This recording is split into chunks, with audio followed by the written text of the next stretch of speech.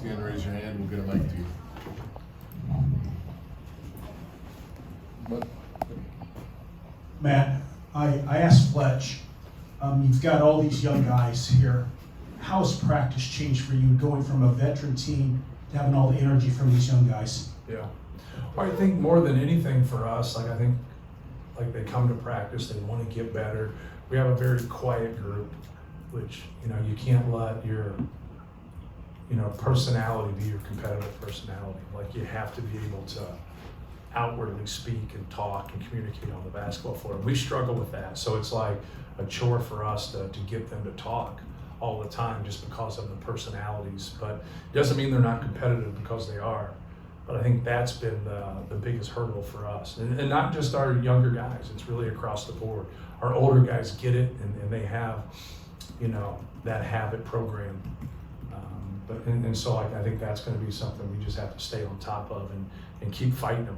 Like, you got to keep fighting somebody to be able to speak, especially on the defensive end. Matt, 2 years ago, you played Fletcher and Braden out of necessity as much as ability. Now you have them to kind of mentor two freshman guards who clearly physically look like they're ready to do this. How much more of a benefit is that you kind of have that natural progression from those two down to Jakari and CJ? Yeah, I think it gives us that flexibility more than anything.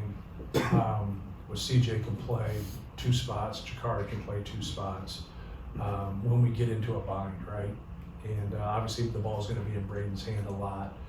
And Fletch is a very cerebral player and understands things. So, I think young guys, it's great for them, but sometimes they don't like, now you've got coaches that are always telling you stuff. And, you've got players that are always telling you stuff.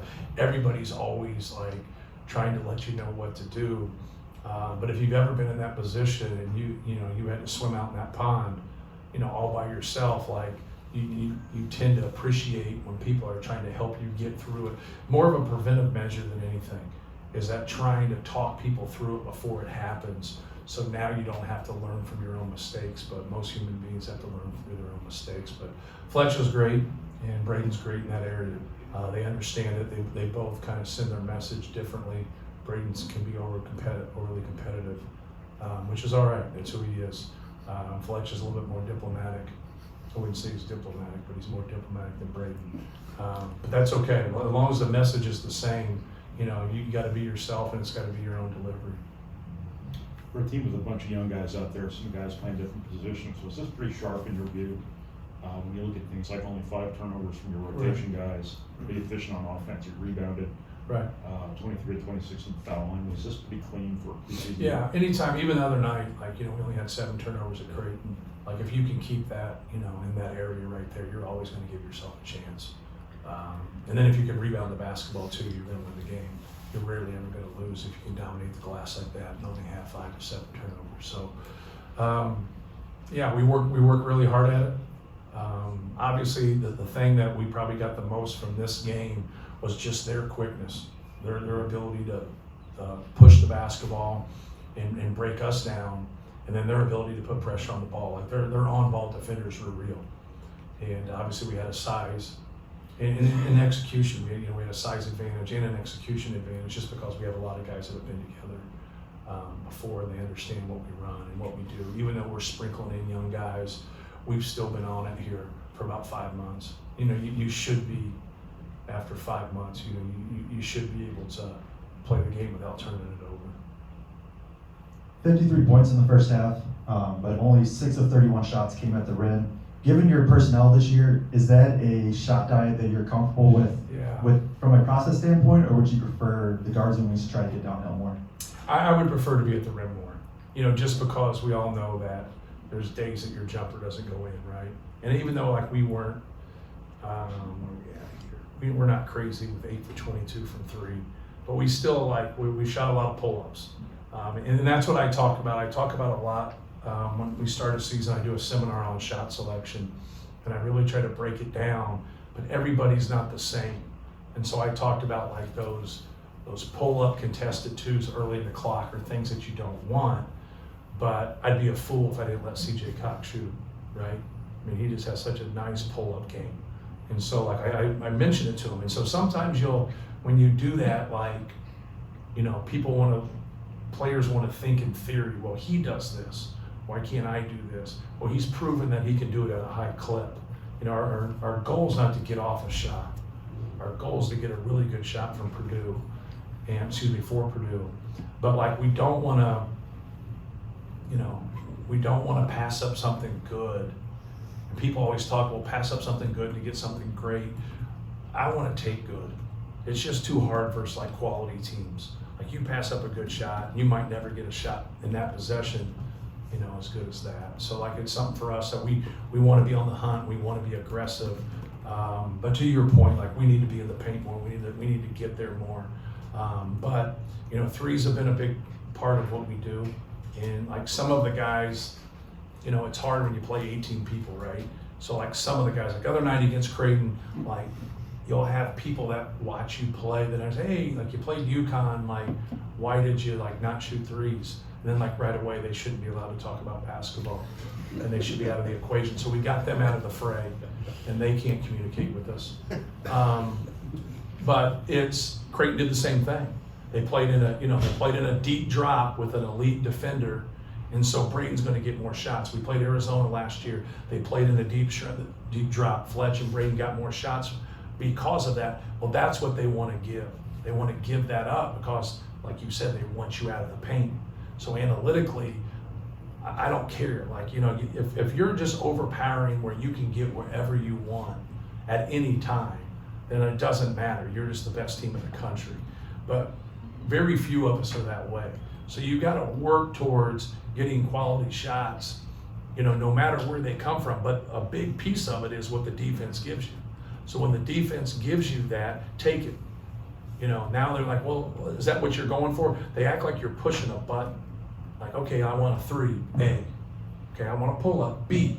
Like, it just doesn't work that way. It's competition, but schematically, this is what they're giving you. And what they're going to give us, we're going to take, as long as the person that's taking it, you know, has shown that he can consistently make it. I hope that makes sense.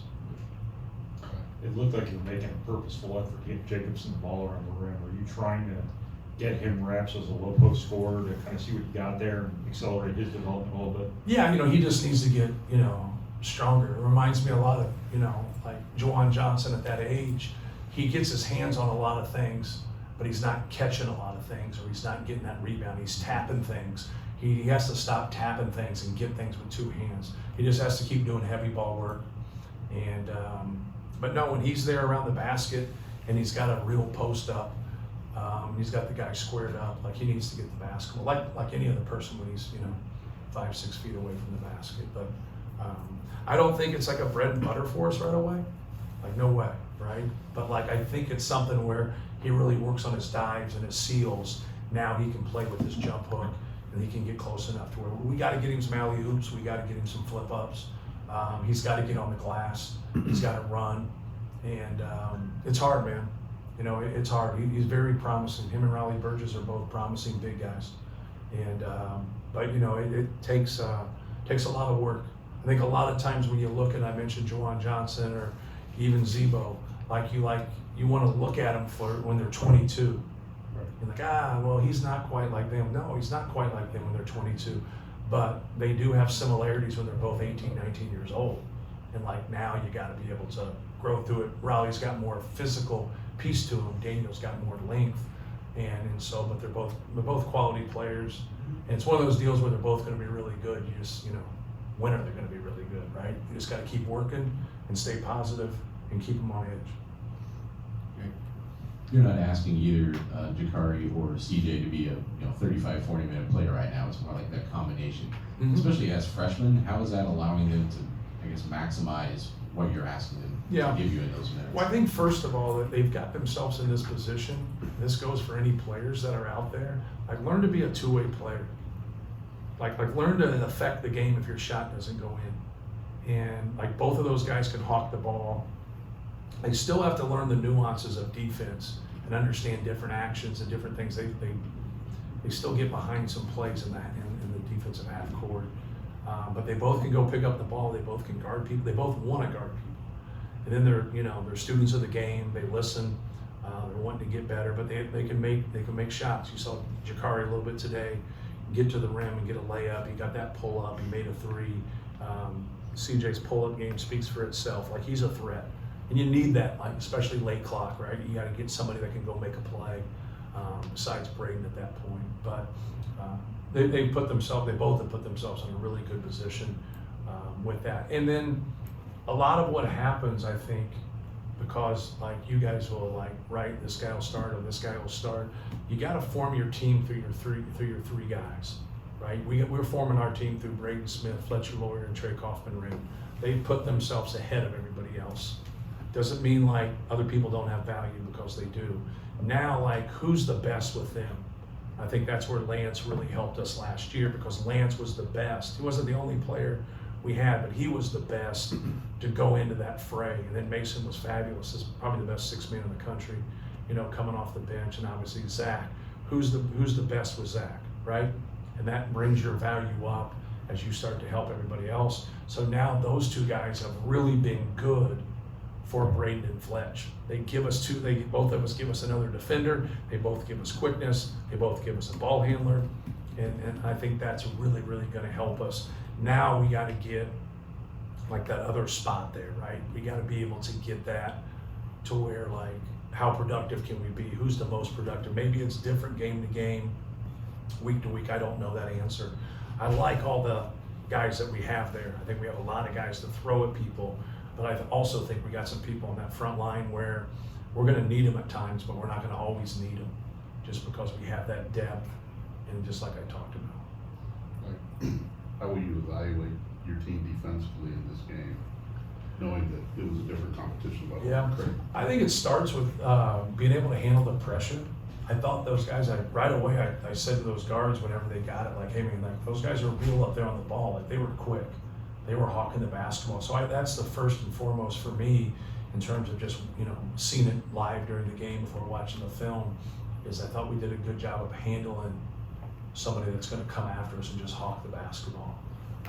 More than that, they ran more of a 5-out, kind of a spread, and we were able to kind of stay in, and then they never got going shooting the basketball, so we never had to maneuver and adjust to that. So, but we'll see. Like, we'll watch film and kind of go from there. And I talked to our guys about it. I said, like, you'll face so many people where there's like more similarities than differences, but you're still going to have differences. And now each style can you know, kind of show some weaknesses where the previous style didn't. Yeah, through a couple of exhibition games, you played several different guys at the center spot. I guess just what have you learned about that position for your team right now? I think it's hard because, like, you look at all the guys that play. Daniel played 14 minutes, Raleigh played 12 minutes, Caleb played 12 minutes, Will played 10. Like, and so it's really hard to kind of gauge. I think more than anything is we have a lot of options. We have a lot of depth there, but nobody's really like separated themselves, right? And so it's hard to comment on. You like them, but you want to see more consistency from them. I think that's the key. You always give kind of a wait and see for someone who hasn't done it yet. The people that have been through it before, they should have an advantage there. They should be able to take care of that. But we also, like, when we go with like two like 4 or 5s, like Trey and Caleb together, if you have an elite center, like, we don't have the size to combat that as well. So I think first and foremost, like, kind of thinking like, who can we be functional with offensively, and who can rebound? Like, who can get us some rebounds? Good to see Will tonight. He got some good rebounds in there, but who can rebound at a high level for us, defend? I think that's the person that'll end up separating herself. I think you can kind of look there and say, who's got the highest ceiling? I think that's, you know what I mean? Like, we got some young guys with very high ceilings, but we got to win our game on Monday, right? It's Monday, right? Right? Yeah. Come on, don't shrug, man. You know this answer. So yeah, I think that's. But I'm pleased. Sometimes there's not separation. It doesn't mean that they're not doing well. Like, Jakari really separated himself with just being a two-way player and handling the basketball and kind of giving what we need in that spot. But yet, if we play some traditional Big Ten teams, you know, we can play Braden and play like 2 wings together, right? Where like that's going to be all right. But if you come and press us and do stuff like we've proven, you know, a couple years ago that didn't work. That did not work. Good. Go ahead, Sam. Going back to you saying you evaluate people as 22-year-olds when they're 18, I think back to Trey Kaufman, who redshirted, and then he wasn't even playing a lot, but you told us he was an all Big Ten caliber player in the future. Right. And he just stayed patient. Last year, obviously, he didn't have the opportunities with Zach, but how are you seeing the payoff now with what this season could be, now that he's going to have a chance of opportunities to have more games like this? Yeah, like he's, you know, the thing that he's probably done better than anything he's done in the past is his passing. And you didn't really see a lot of it today, but he's really passed the ball well in practice. And we double him a lot because we double the post. They didn't post up tonight, so you don't see it. Creighton posted up a little bit, so you didn't see it much. But we go after it, like, you know, trying to keep the ball out of the paint, so he's done a great job just passing and taking what's there. He's put a lot of time into his game. And that's the thing that really, like, you know, you gotta have it, right? Like, you gotta have a game. Like, you just can't sit there and say, hey, I work hard, but there's gotta be some results somewhere. Because Trey works really hard and puts in a lot of time, but you could see it in practice. You know, he would score on Zach in practice. He would make plays, you know, but we didn't run a lot for him. You know, in the NCAA tournament, like, we went to him a couple times more. Last year against Illinois, if he got it going a little bit, we would run a couple more things, but we were pretty content to run things for Braden and Zach occasionally, you know, for Fletch. So I think he'll get more. Yeah, I don't think he will get more. He'll get the basketball a lot more. And then it's like now, like, how to utilize him, you know, because I think they got to make a decision as a post-up forward. Like, you know what I mean? Like not everybody posts their forward. So, like, you know, we used to do it with Biggie and do that and really have that matchup to where now you got your 5 low down there in a great rebound spot. If that guy wants to come over, you got those easy dump down, spray outs. So, like, I'm looking forward to it. I think he's going to have a fantastic year. That kind of segued into my question. I think he got you 3 wide open threes there in the first half, passing out of help. Are his instincts there? Yes. Where they need to be? Yes, without question. He's got a good feel of what's going on. I think it's just kind of slowed down for him more than anything, how things come at him. And I always said that when we would scrimmage, we'd scrimmage and we'd double him all the time. So I said, like, hey, you got to be a passer here. Like, that's just what they're giving us. Like, no different than if somebody plays us in a drop. Like, it's just a 2-on-2 game right there. You're not going to get those threes from those wings right there when you do that. So, no, he's done really well. He's worked really hard. Last one. CJ seemed to kind of fall into your lap there late in the recruiting cycle, and you mentioned earlier his pull-up game and being really confident in that ability already as a freshman. Was that what caught your eye initially with him when you got a chance to see him, and is that something you already have confidence in to run sets for him as a freshman? Yeah, no, I was recruiting another kid, and he just happened to play against him last game of the summer, and I saw him, and so then I got with everybody and just started talking, and then I got the huddle password from his prep school coach, and so I watched 6, 7, 8 games and watched him play. Then I started to dig into his background and just how he was as a person. And dad was a great guy, prep school was a great guy, AAU guy was a great guy. Like, everything checked off. Everybody said the same thing about him: tough, hard-nosed, education's important.